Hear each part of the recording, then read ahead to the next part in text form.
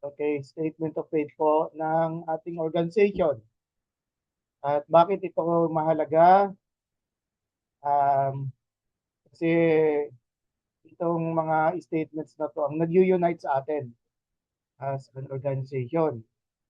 At kung kayo po ay nagpe-pray or ordination, eh, magagamit niyo po itong materials na nandito. Especially kasi ito naman yung in-endorse ng CBAP National. So, ang real challenge na lang dito is how are you going to defend your, of course, explain kasi you need to explain it and then defend your position. So this file na to, the source po ay CBAP Bylaws 25 November 2025, which is malapit na mag-isang taon.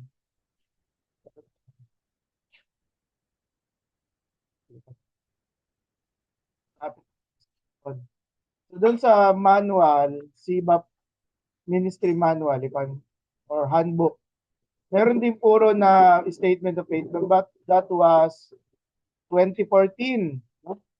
So more than a decade ago yung nakalagay doon, which is nagkaroon siya ng update, we should say, at na merong ano doon, article doon about the family, at saka article doon about creation care, which is uh, pareho pong importante. So ito po yung outline ng ating itong we should say first installment for the for tonight's lesson is makikita niyo po doon sa sinend ko ng na file sa Messenger Article 3. So doctrinal statement, so dapat dito plural, dapat S pa, no? So, just ignore na lang yung yung kulang na S din sa grammar. So we can see that there are 13, okay, 13 points, no? Within Article 3. So which is unang-una sa lahat, the word of God. Uh, Meron pong doon yung mga breakdown na makikita niyo po doon para po sa mabilis na pag-uusap, no? Kasi ang ilan naman dito ay familiar na kayo if nagkaroon kayo ng training sa systematic theology before, or kung kino-consider nyo na magsulat po, no, mga kapatid, kung magsulat po kayo ng isang statement of faith para sa inyong local church ay I'm very happy na magagamit ito. Besides, hindi naman ito sa akin. This is the property of our organization. And of course, important dito yung yung concept ng Trinity, at naka-detailed pa siya kasi yung second point of article 3 describes yung unity of the God, the persons, no? At naka-itemize pa siya 3, 4, at saka 5. So the Father, Jesus Christ, at saka yung Holy Spirit. And then, yung 6 is humanity, or how human beings are described. Kung ito po ay strand sa systematic theology, ang tawag po dito ay anthropology. So merong anthropology na dinidiscuss sa, sa studies na sa social studies.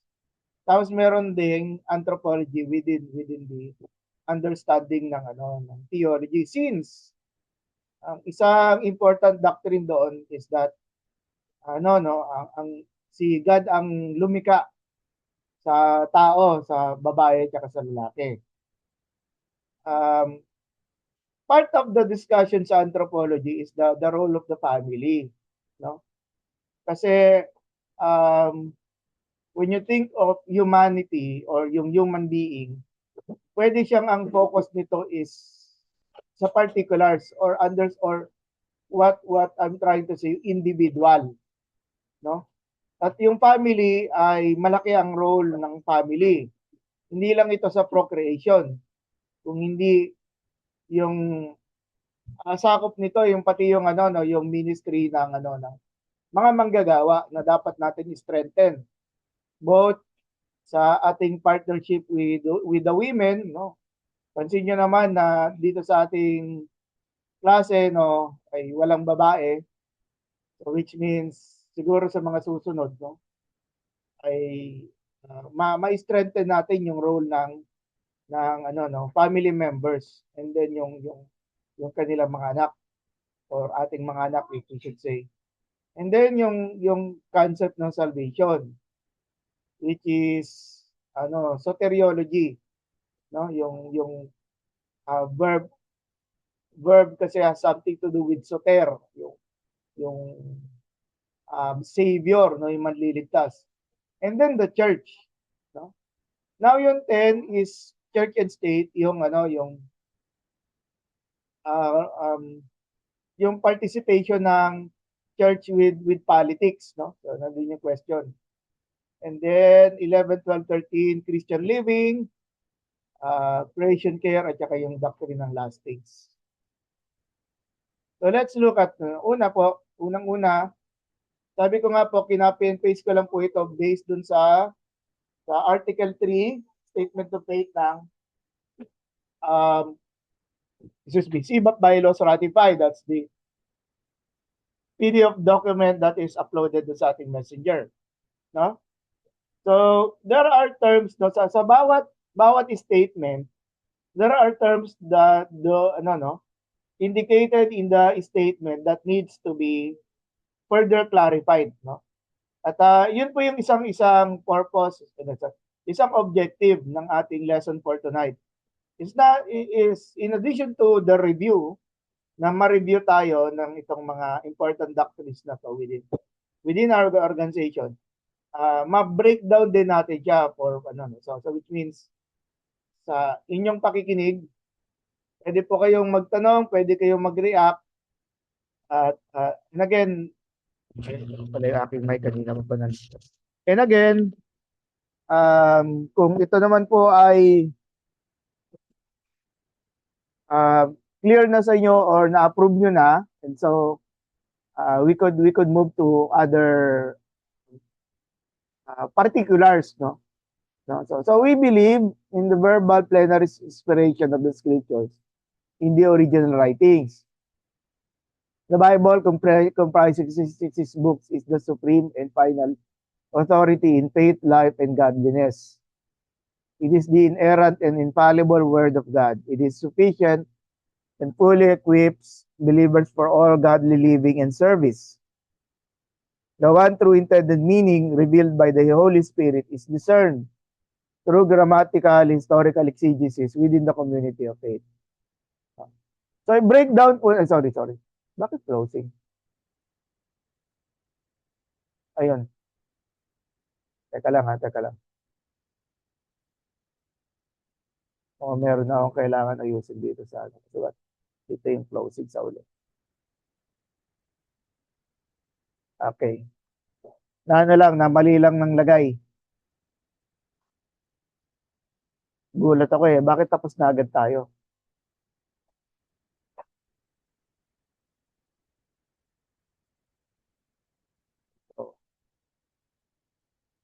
Okay, so ito po yung breakdowns. Kung napansin nyo, may mga theological jargons, no? Na statement of faith no siya, meron pang theological jargon. So we need to break these theological jargons further para alam natin, no, kaya nating ipaliwanag yung contents ng statement. For example, verbal plenary inspiration. Every word of scripture is fully inspired by God, no?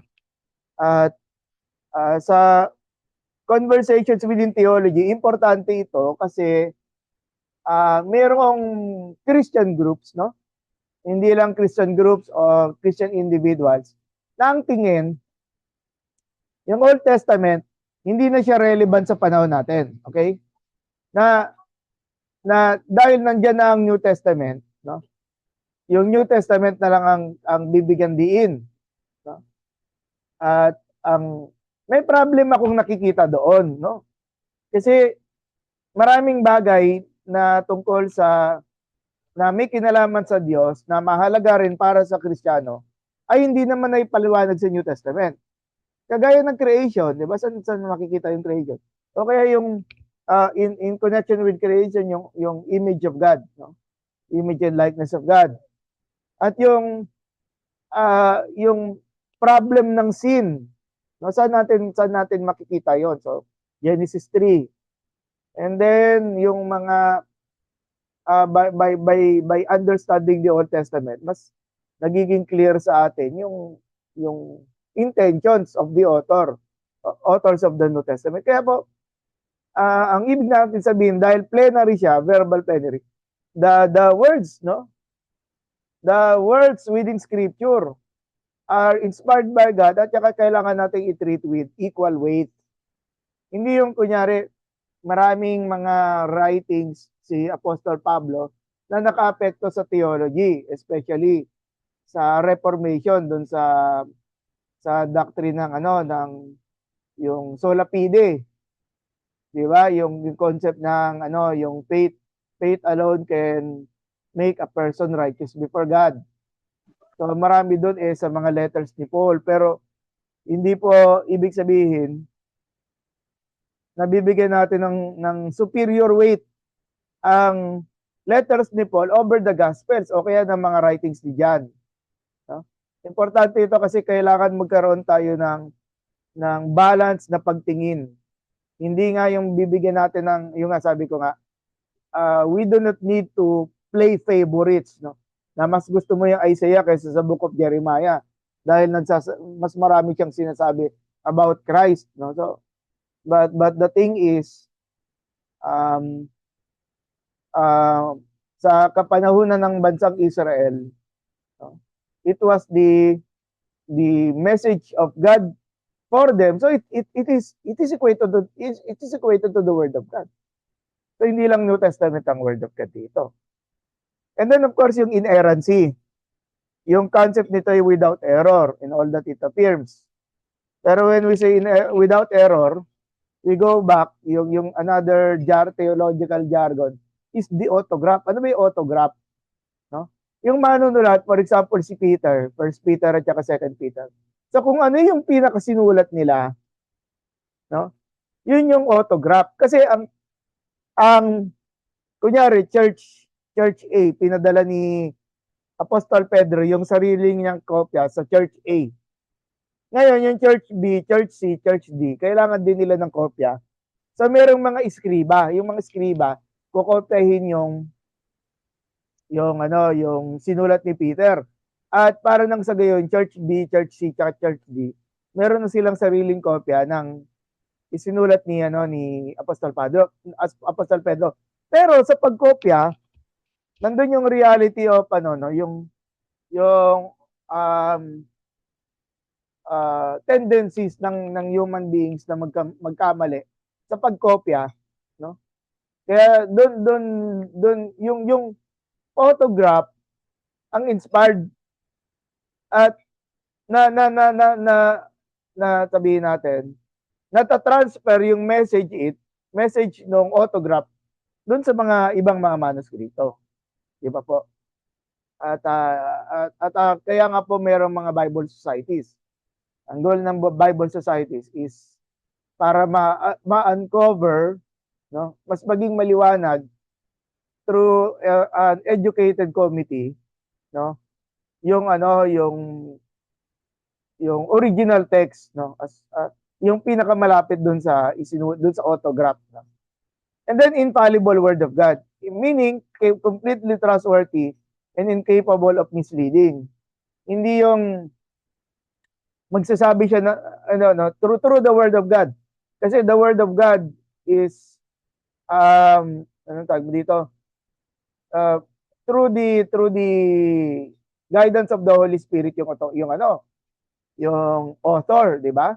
Through the guidance of the Holy Spirit. Pero pag infallible, hindi niya ko-contradict yung isang bagay na sinabi ng salita ng Diyos over the other, no? Kasi pag mangyari yon, nasisira yung unity of essence, no? Nitong ng word of God, which is pag mangyari yon, ang magiging resulta, nagiging misleading yung scripture, which is hindi nga, no? Ito nga po ay infallible at mahalaga na makita natin yung kahalagahan ng Yung sabihin natin yung connection that scripture interprets scripture. At huling idea dito yung grammatical historical exegesis. At dito pinapakita yung kahalagahan ng interpretation. At nagkaroon tayo ng course noon sa hermeneutics, di ba? So again, the goal of hermeneutics is magkaroon ng skill ang man of God, no, yung mga interpreters, para nang sa gayon yung Bible na binabasa natin ay tama ang ating pagpapaliwanag. Now let's go on sa concept, sa doctrine of the Trinity or the Triune God, no? We believe in God who is omnipotent, omniscient, omnipresent, omniscient, immutable, creator and sustainer of all things, governing all by his perfect wisdom and providence. The one God exists eternally in three persons, Father, Son, and Holy Spirit, who are of one substance, power, and glory, each truly God, equal in divine perfection, yet distinct in the roles in creation, providence, and redemption. And so, yung yung concept na to, omnipresent, omniscient, no? Ay, hindi ko na. Well, anyway, yung omnipotent, no, yung yung walang imposible sa kanya, no? Omnipresent is present everywhere at all times. And then knowing all things, yung omniscient. And then immutable, unchanging in character. Unchanging in nature, character, and purposes. So, kung ano yung pinlano ng Diyos noon, pagpapatuloy niya yung plano niya, hindi niya yung babaguhin. At hindi rin siya nagbabago. No? And then of one substance, meaning sharing the same divine essence or nature. So, ito naman clear sa atin. We can move dun sa Father. We believe in God the Father who is Spirit, infinite, perfect in holiness, wisdom, power, and justice, and love. He sovereignly rules over creation, accomplishing His will in perfect righteousness. His sovereignty neither eliminates nor minimizes our personal responsibility. Meaning, sa pamamagitan ng Diyos, makakapangyari ang lahat ng bagay. Pero hindi nawawala dito yung role ng, ang tawag mo dito, yung role ng human beings na kasama sa plano ng Diyos to redeem the world, no? And so, mahalaga ang human responsibility. God the Father executes justice with holiness and wrath against sin, yet abounds in mercy and grace, granting salvation through Jesus Christ to all who believe. Now, ito yung mga elements yung jargons rather, na nakita natin. So God the Father is described as spirit being. So God is non-physical and invisible in His being. No? And then infinite, meaning without limits in His being or attributes. No? Walang hangganan. No? And then sovereign, yung yung role ng God as king. Is supreme ruler over all creation and events. Hindi lang sa paglilika, kung hindi kahit sa mga kaganapan, mga pangyayari. At nagbigay ako ng example. There was one time na kilala natin si Jesus. So yung na yun, yung paghahanda na yun ng Panginoon, paghahanda at pagtutupad ng Panginoon para makilala natin siya. So makita natin doon yung sovereignty. And then God is also holy. God the Father rather, it's pag-identify ng specific person. He is perfectly pure and completely set apart from sin. So ni-redefine yung concept ng holiness kasi ang holiness is set apart, di ba? So makita natin it is included here. Now about the Son, bakit ba nandito pa itong section 4 na to? Tanggalin ko lang po.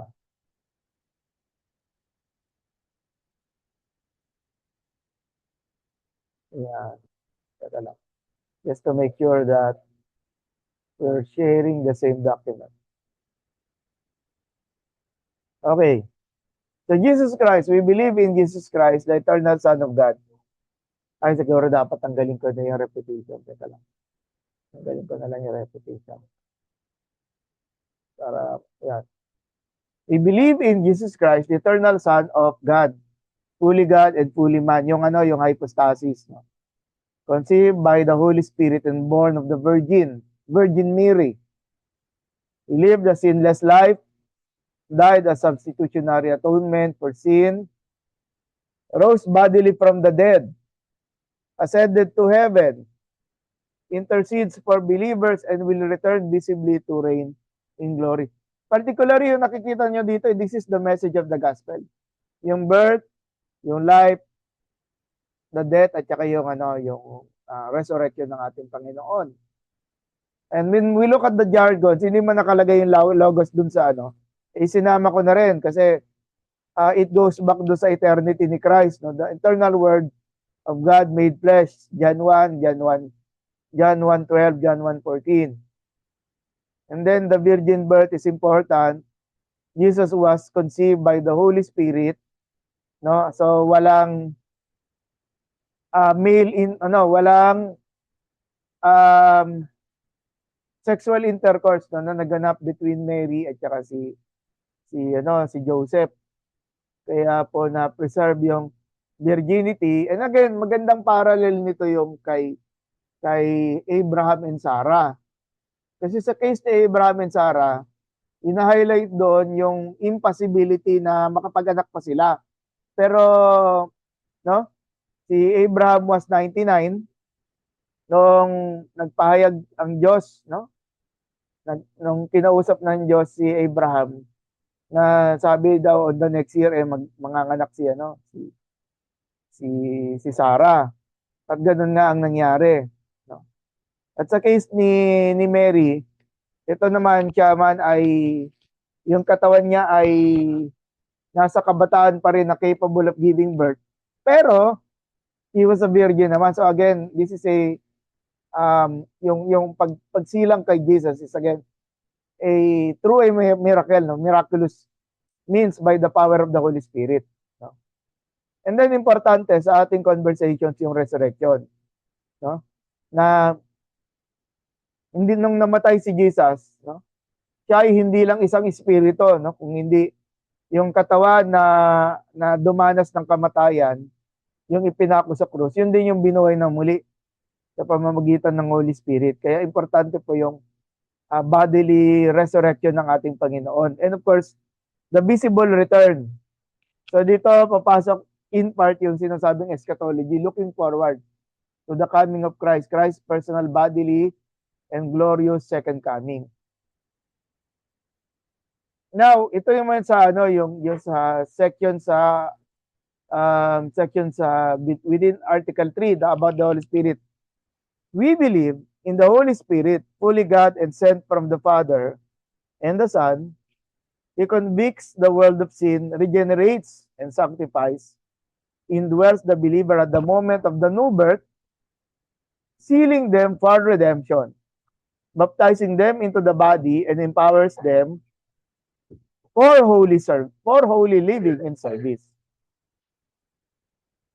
He distributes spiritual gifts as he wills, conforms believers into Christ's image, and commissions them for ministry and mission according to his sovereign will.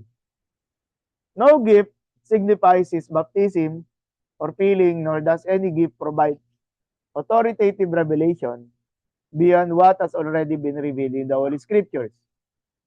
Life in the Spirit includes trials and does not guarantee physical health, material wealth, nor confirming outward signs. And so we look, ilan sa mga jargons dito, no? The Holy Spirit convicts, no? Sa time na hindi pa natin kilala si Jesus, or we should say, we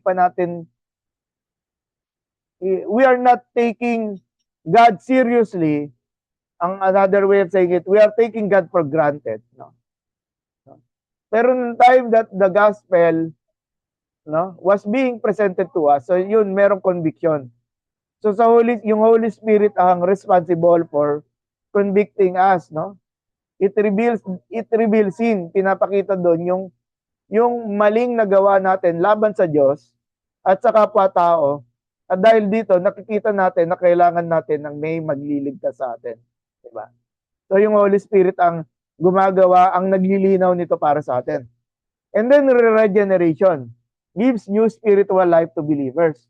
So if we go back, one of the interpretations of death, kamatayan, sa case ng Genesis 3, when Adam and Eve, sabi, you shall not touch or eat from the fruit of the tree of knowledge of good and evil. For if you do, you will die. No? Die, mamamatay.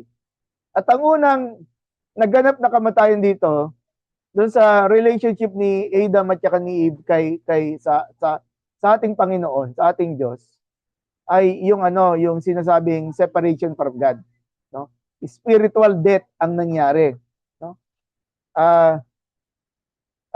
Yung sinasabing Romans 3:23, no?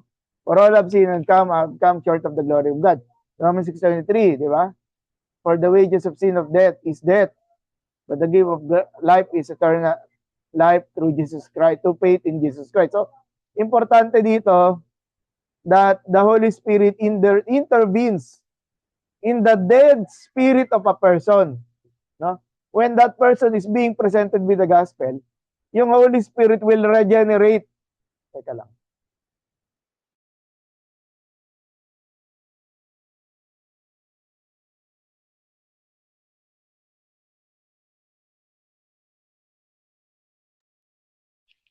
Regenerates, gives new spiritual life to believers. Diba?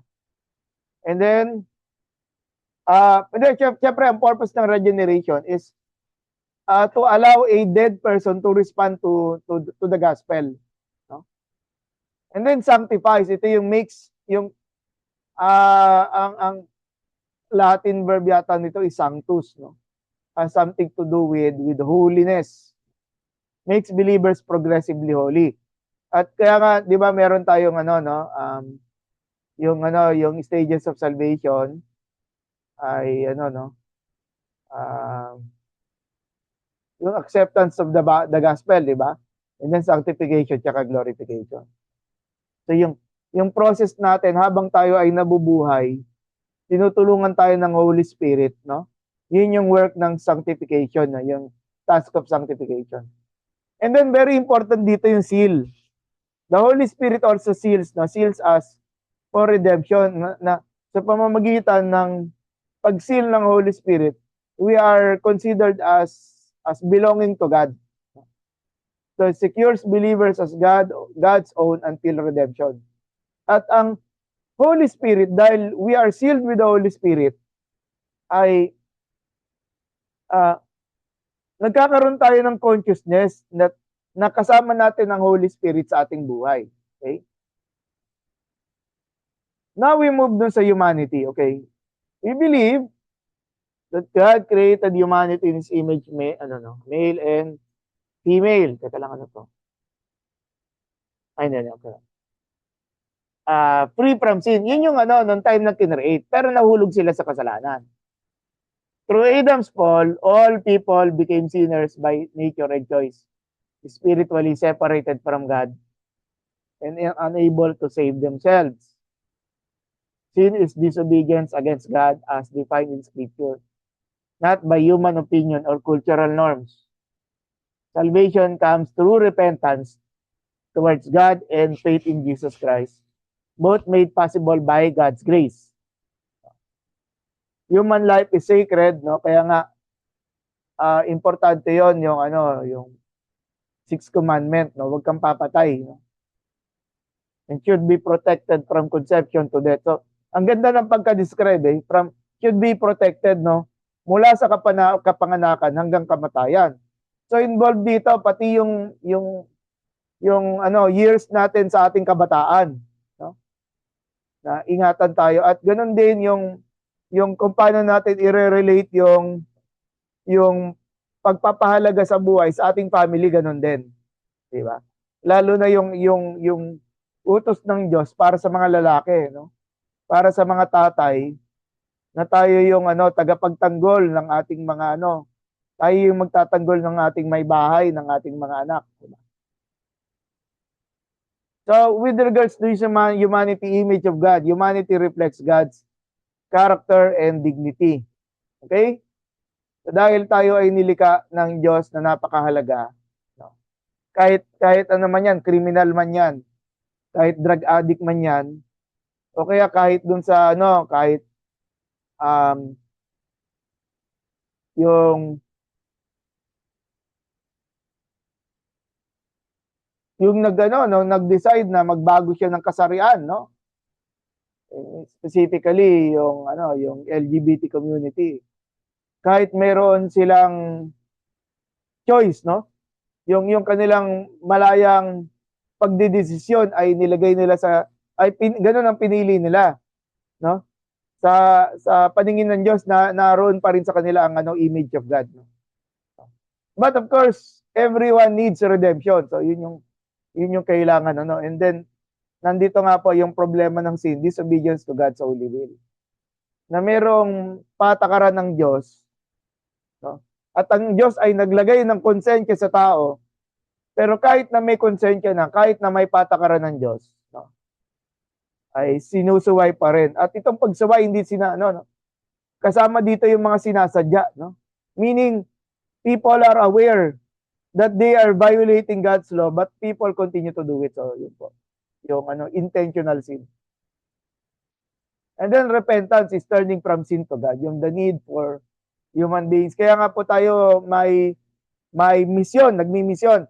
Kaya nag-i-exist ang local church. At kaya tayo nagkakaroon ng ganitong training, mga kapatid. No? Kasi ang ninanais ng Diyos para sa mundo, no, ay maitama yung problem ng humanity. Mailapit ang mga taong hindi nakakilala kay Jesus. Para nang sa gayon, no, ay marinig nila yung mabuting balita, magsisi sila sa kasalanan. At maging kabahagi nila, no? Maging kabahagi nila si Jesus sa kanilang buhay. Yun. And of course, the concept of grace is important. Although, pag titingnan natin ilang elements dito, we are seemingly moving ahead para sa usapin tungkol sa salvation, no? And then we will talk about grace. God's undeserved favor towards sinners. So, ang tao, no?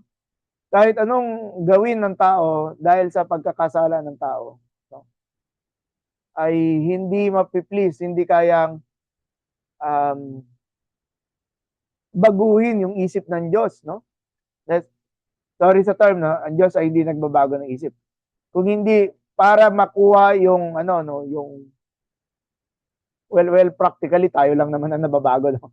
When you look at theology, tayo lang naman ang nababago ng gospel, no? Pero dun sa pagbabago natin, dahil tinanggap natin yung mabuting balita, ang ipinapataw ng Diyos sa atin, hindi kaparusahan kung hindi yung biyaya ng Diyos yan. God's undeserved favor towards sinners. Section 7, about the family. We believe that marriage is a sacred lifelong covenant between a male and a female, and the only rightful context for sexual intimacy. Gender is divinely assigned and corresponds to biological sex. The father is the head of the family and is ordained by God to lead, especially in matters of spiritual nurture and direction. Husbands should love their wives and wives should submit to their husbands. Parents should raise their children in the Lord, and children should honor their parents. Ito, nagandahan ako dun sa last line. Sabi dito, solo parents and their children are considered as a family unit. Nagandahan ako doon, no? Kasi binibigyan ng pagpapahalagaan at consideration, no? Yung mga sabihin natin, situations na kung saan yung isang member lang ng family ang nag-aalaga, no? Ang kasama nila ang kasama ng mga bata, di ba? So nagandahan ako sa definition na yun. At na naniniwala ako nararapat yung mga ganitong lines, no, within the statement of faith. Sige, Pastor Jun, sige, join us. Good evening po, Pastor. Pastor, Yes may po. question lang po ako dito. Yung sa family, how about yung mag-asawa na walang anak? Can be considered as a family unit? Uh, sa unang line natin, Pastor Jun, merong marriage. No? Apo, Pero mag-asawa ang po, pero tinutukoy nyo dito, yung nagli-live-in. hindi po, Pastor, mag-asawa po na hindi nakakaanak.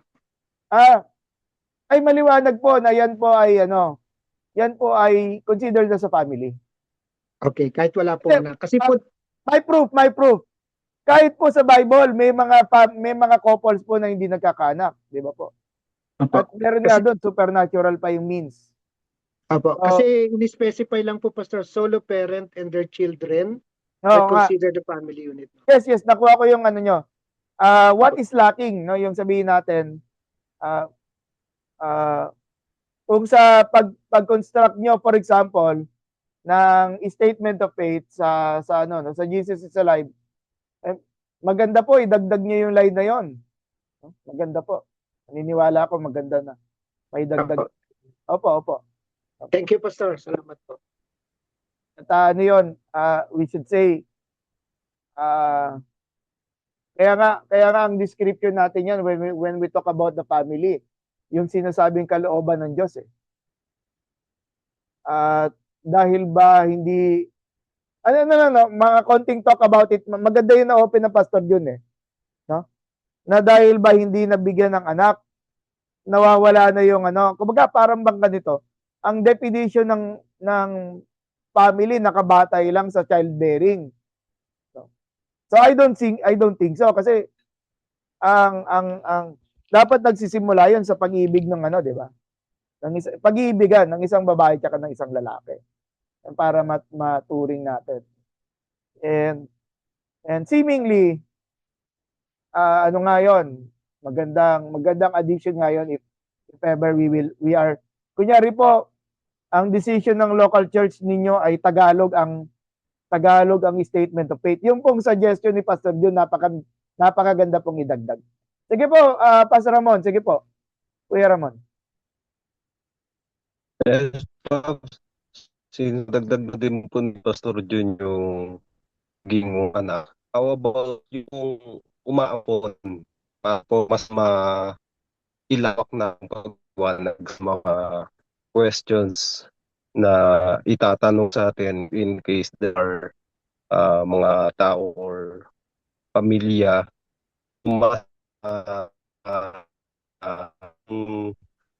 establishing Pastor Ramon, choppingan mo. Meron akong hindi po nakuha doon sa sinabi niyo po. Pastor Ramon, sa pag-aampas. Baka pwedeng pailagay po sa chat. Yung sa sige po. No? Hindi, sorry po talaga, hindi po namin talaga makuha lahat. Pastor Jun, may dadagdag kayo? While waiting for Pastor Ramon, sige po. Opo, Pastor Don, na-approve na po, nag-attend po ako ng consultation itong ating bylaws sa CBAP. Ako po personally nag-approve dito, pero lately po, yung question ko, true experience po. Meron po kasi kaming isang naging sa message, Sunday message, na dahil ang topic po is family, nabanggit po nung speaker na yung mag-asawa na under marriage po na walang anak ay we cannot consider family. Marami po nag-react at saka naging question. Kaya hindi ko rin po alam, kaya maganda po ma-settle natin. Salamat po. Sige, kung ako nandoon, magre-react ako. Ang masasabi ko po doon, may pagka-discriminatory po yung statement. Kasi kung yung sinabi yon ng pastor, napakasakit po nun sa mga sa mga nakakaranas. In other words, mayroong pag-aangat sa sarili, no? Marahil siya, meron siya mga anak, no? yung family nila. Merong pag-aangat sa sarili at meron tayong nilulook down by not including them do sa definition. Kaya po, para sa akin, sasagutin po, sasagutin ko po yung taong yun talaga. At Yes again, po. si Salamat Kuya po, Ramon, Pastor. baka okay na. Kuya Ramon?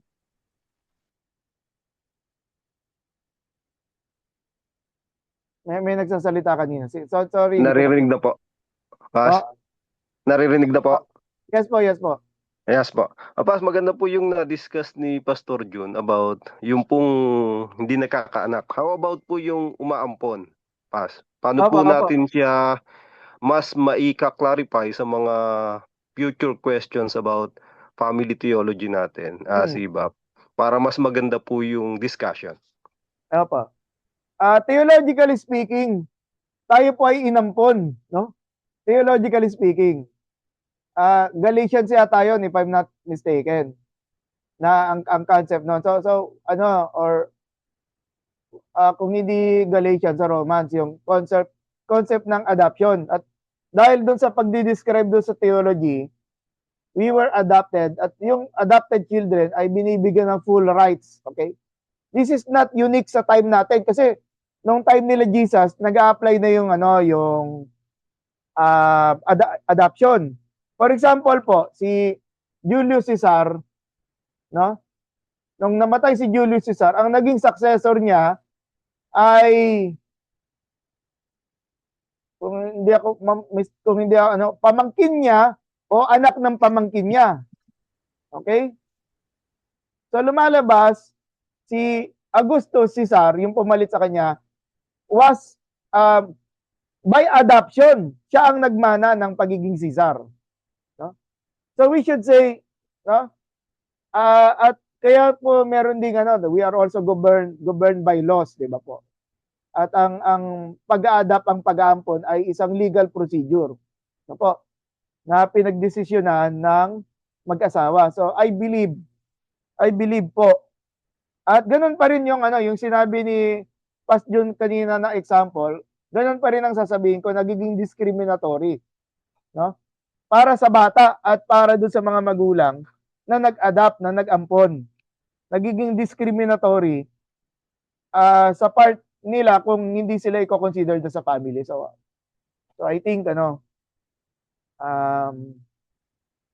yung human Yes laws po, naman Pas. ay human laws, Thank you po. I think it Thank you is po, Pas, for clarification. At least yes hindi po. natin pwedeng i-conclude agad na hindi God's will yung pag-aampon. Hindi po ba, Pas? Hindi siya kasi merong word na hindi no? Ang pag-aampon ay pasok pa rin sa kalooban ng Diyos. 'Yon. So, kasi pag sinabi kong hindi malilito tayo, ano ba yung hindi doon? No? Yes, thank you Kuya Ramon. Ang ganda po ng ang ganda po ng mga tanong ng Pastor John at ng Pastor Ramon. Okay, dagdag po ng paglilinaw. Again, anyone can raise questions, no? Kasi mahalaga ito sa atin at naniniwala ako pag ibaba natin ito sa local church, tatanungin din tayo nito, di ba? Tatanungin din tayo.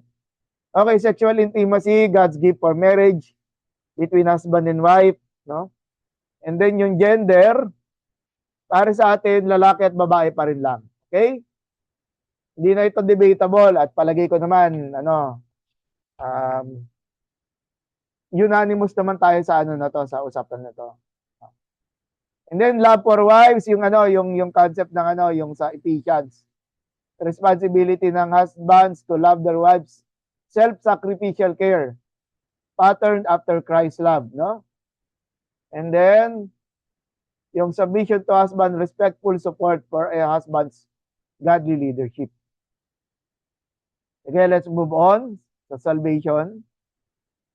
So we believe that salvation is by grace alone, through faith alone, in Christ alone, apart from works.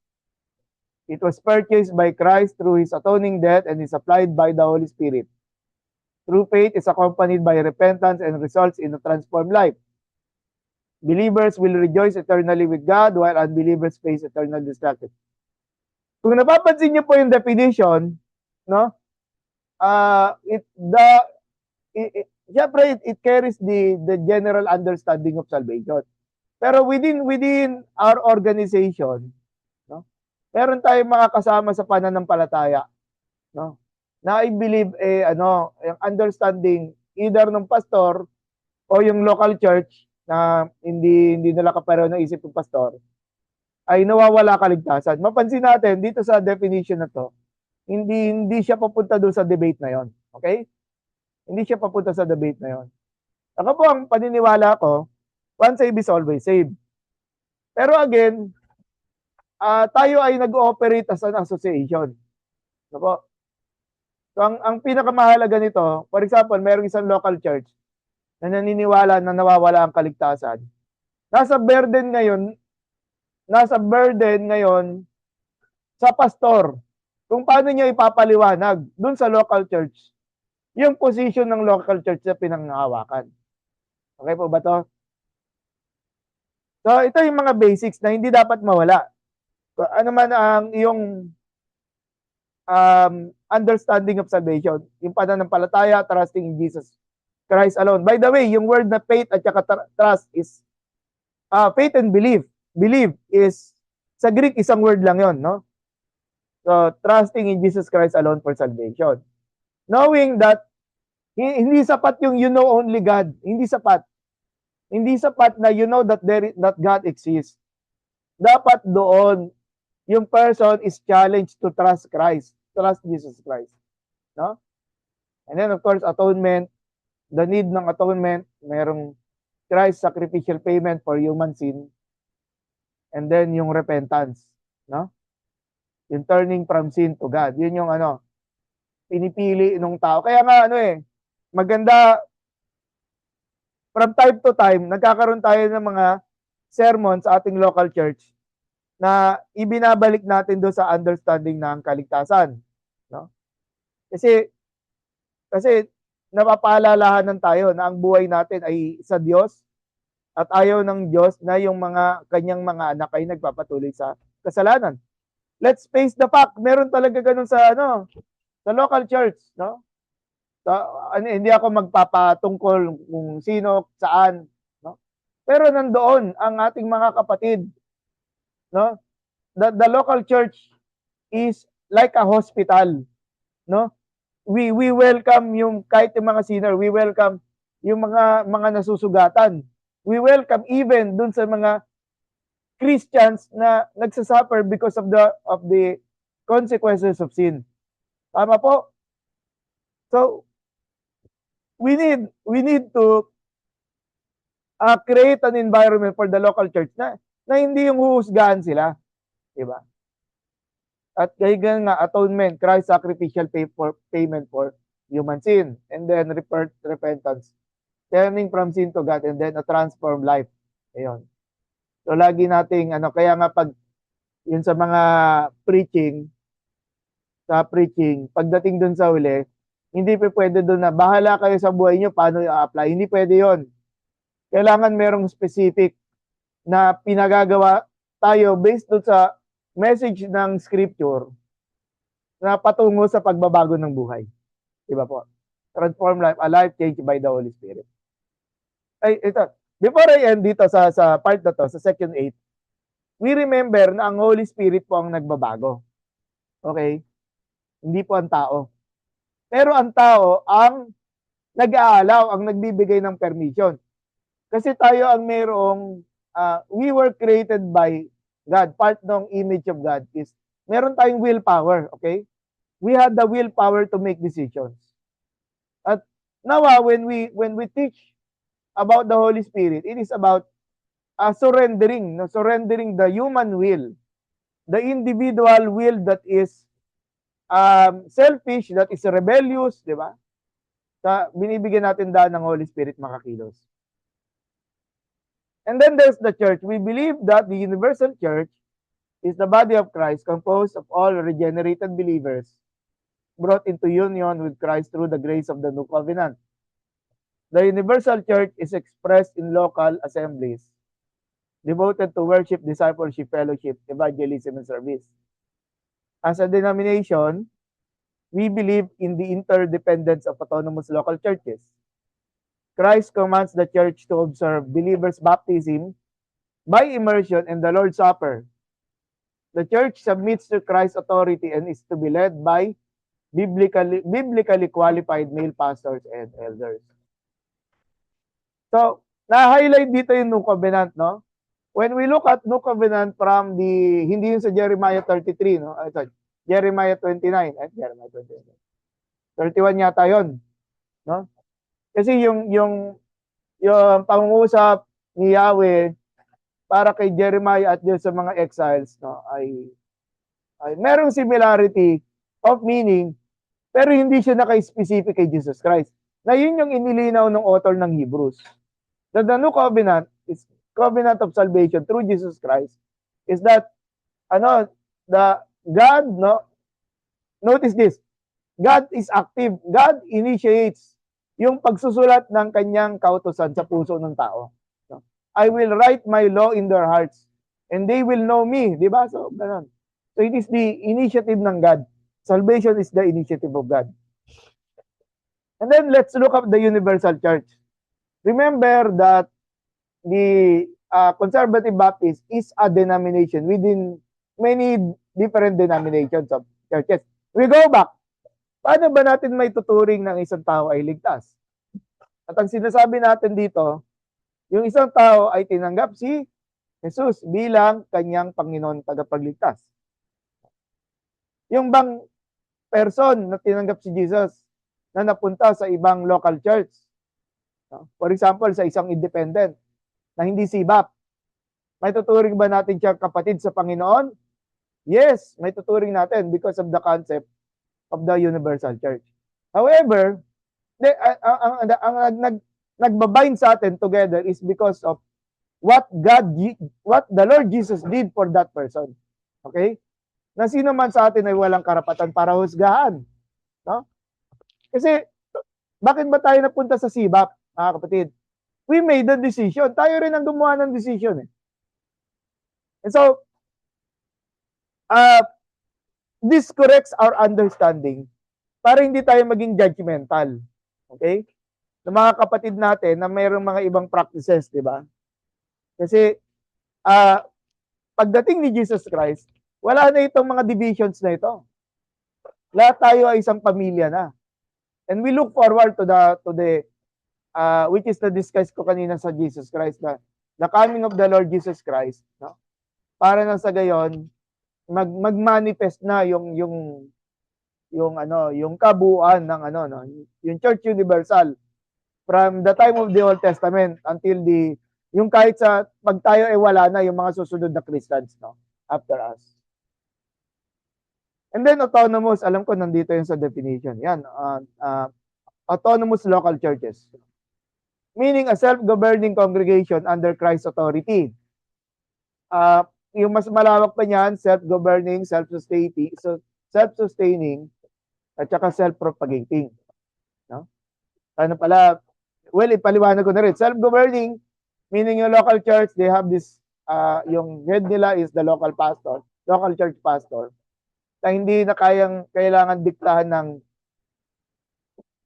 yung kasi ibang local churches meron silang bishops, no? Tayo meron tayong bishop by voluntary no? By voluntary decisions, no? Yung sa PCEC na kung saan ay mga kapareho natin ng yung generally speaking when it comes to the statement of faith or yung mga essential doctrines, no? Kaysa natin ang maraming church sa PCEC sa pangunguna po ng ating Bishop Noel, no? Bishop Noel. And then denomination of churches, a fellowship of like-minded local churches. So just to provide a definition here. And then sa church and state, okay, we believe that each local church is free from control by any ecclesiastical or political authority. God ordains human government for peace, order, and justice. Believers are to submit to and honor governing authorities, yet they must obey God above human laws when they conflict. maganda yung meron tayong ganong line na hindi lang tayo blind obedience dun sa mga leader. Every person is accountable to God in matters of faith and should have the freedom to worship according to conscience yet bound by scripture. So, magandang paalala to sa mga pastor at sa mga estudyante ng CCBSI. Na kung tayo ay merong political alignment, no? Sa mga nangyayari po ngayon sa ating society, maging specific po ako kung pro Sara conviction or hindi, yung pro Sara acquittal or anti-Sara po kayo. Huwag niyo po naman sanang gamitin ng pulpito, no? Kung ang pulpit, meron kayong Facebook accounts, social media, pero wag niyo naman gamitin ng pulpito, di ba? At nakakaya naman sa Diyos noon. Nakakaya sa Diyos na gagamitin ng pulpito for political ends, di ba? Now, if yung question na merong mga politiko na dadalaw na during campaign period at hihingi ng prayer, pwede po natin yung pag-pray. At wala namang masama at tanggap naman yon ng mga kumakandidato doon sa panalangin natin na kung loobin ng Diyos, di ba? So binabalik natin ang magme-make ng decision ang Diyos pa rin, di ba? So yun, ano yun? Okay, and then every person is accountable to God in matters of faith. Should have the freedom. Naulit ko na naman yon. We look at sa mga ilang jargons. So separation of church and state, church and government have distinct God-ordained roles. And then submission to authority, respectfully obeying God-appointed leaders. Okay? Dahil tinalagay sila ng Panginoon, may reason, no? Kung bakit sila tinalaga ng Lord. Bago muna doon sa question, sige, pwede ko na naman ito. Ayan, ang tanong ng Kuya Ramon, even po sa pulpit, dapat walang endorsement. Ako po naniniwala, wala. Hindi dapat. Kasi, tama dito. So there is, human accountability. Each person is responsible before God. Kasama na dyan yung political alignments natin. No? Going back to the example, if you think si Sara Duterte should be acquitted from the cases filed, the impeachment cases filed against her, ang magiging personal question ko dyan is, bilang isang mananampalataya, hindi mananampalataya, bilang manggagawa ng Diyos, no? Ano yung mga prinsipyo na pinangahawakan mo para nang sa gayon masabi mo na dapat siya ay ma-acquit? So yun, nandun yung human responsibility. And again, when say human responsibility, no? Yung mga sinasabi natin, kaya ba natin sabihin yon, knowing that God is watching? At God will hold us accountable. Sinabi ni James, di ba? Sinabi ni James, God will hold us accountable sa mga sinasabi natin. And uli, ito may mga ano dito. Sagot ng Kuya Vic. Siguro ganun din po sa mga church-related groups or even group chats. Any political statement po siguro di dapat inaalaw. Ayan, Kuya Vic, yan po ay position ninyo. No? Sa akin po kasi, ang Facebook account ko, akin po yon. No po? At sabi ko nga, I do not talk politics sa pulpito. No po? Pero pag sa case ng Facebook, akin po yun. No? Kung ganyan po ang understanding nyo po, well, that's up to you. No? That's up to you. Pero kasi ang government po natin, going doon sa understanding ng church and state, no? Ang gobyerno po natin ay demokrasya. Diba? At dahil sa demokrasya, yun nga po nilagay ko, freedom of expression, the liberty to express beliefs within biblical truth and lawful order. Lawful order, ibig sabihin, hindi naman gagamitin natin yung away, nagmumurahan na, di ba? Nagmumurahan na tayo. Magbigay ako ng question. Although hindi naman ito kailangan sagutin, no? No? I mean sa GC, pwede rin po kasi sa GC. Magbigay po ako ng example. Yung pong sinabi ng China laban sa mga Pilipino na tayo raw yung mga unggoy. 'Di ba? Political po 'yon.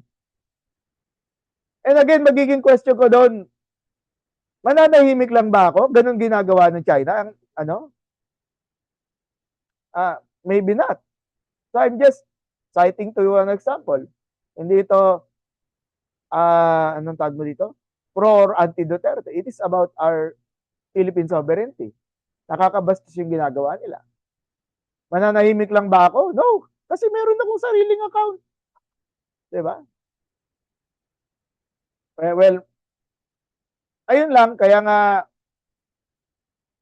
kung ano po ang ibig sabihin ni Pas Vic, Kuya Vic po, para sa well again, hindi po ako ang authority dito. Pagdating po sa local church, kayo po ang authority. So, nagbibigay lang po ako ng suggestions. And then we go sa Christian living. We believe that believers are called to glorify God, to walk in a manner worthy of their calling in all areas of life, living blamelessly before the world. Teka lang.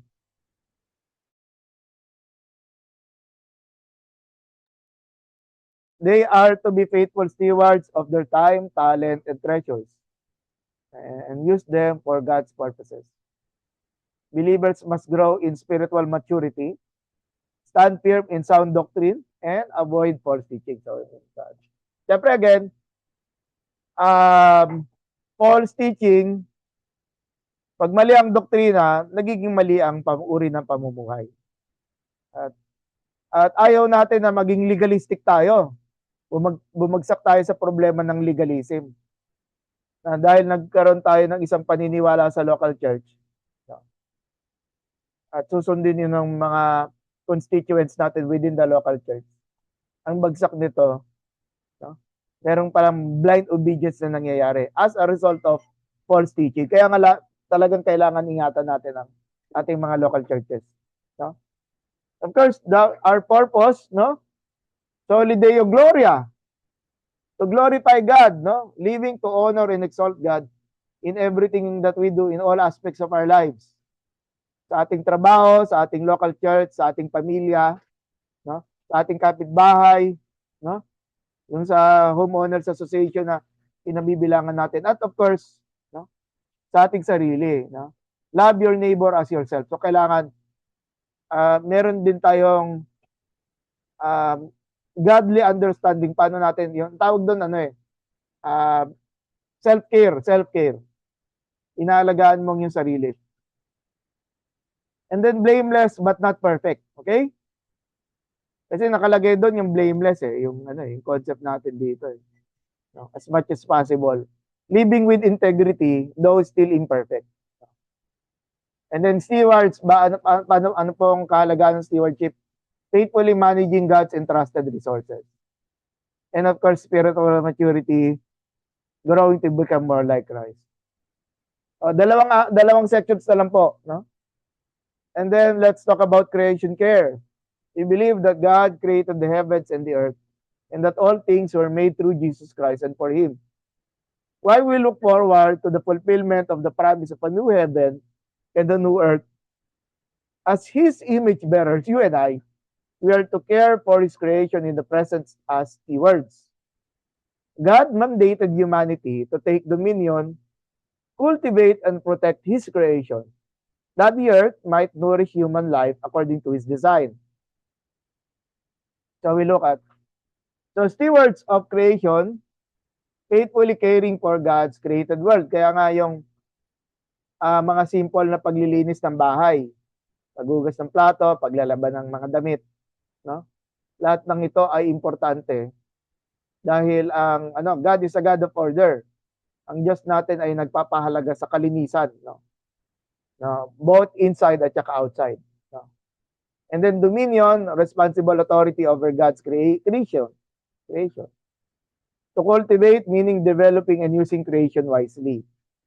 At pagtatanim ng mga puno, di ba? Yung segregate natin ng basura, di ba? And then protect, preserving and caring for God's creation. So protect ingatan natin. At for example, yung mga may mga endangered species tayo, no? Yung nakalagay doon sa pera natin, no, yung polymer banknotes. Yung mga animals po doon na endangered, so kailangan. Endangered kasi sa pag susunog ng mga pagpuputol ng mga ng kagubatan, no, at pagsusunog. Dito.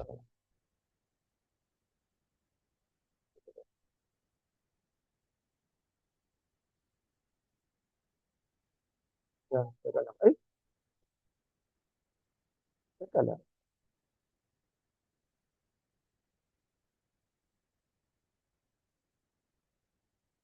Hindi ko nalagay yung 13. Hindi ko nalagay yung 13. Okay. So, yung last things, we believe in the future, visible, glorious bodily return of Christ to judge the living and the dead and establish His kingdom.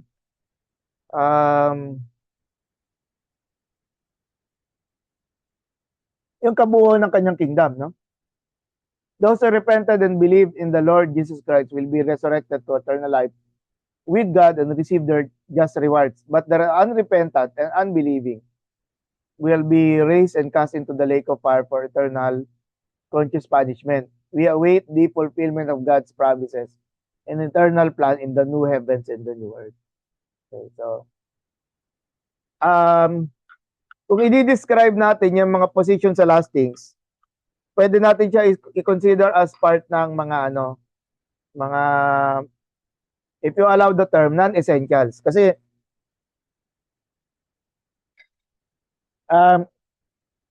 yung perspective about the end times, debatable ito eh. No? Ang mahalaga dito is that meron kayong yung local church pastor ay meron siyang understanding about the future. Kasi people will be asking eh. No? Yung mga constituents natin within the local church, yung mga church leadership natin, they will be asking. So we should be prepared, no? We should prepare ourselves, no? Para tugunin ito. Okay, finally, sa ating first segment for tonight's lesson, as autonomous churches under the lordship of Jesus Christ, conservative Baptist churches have the biblical responsibility to establish and uphold doctrine according to God's word. While we voluntarily cooperate as a fellowship, okay? 42 na pala. The authority to affirm doctrine rests with each local church under the guidance of the Holy Spirit.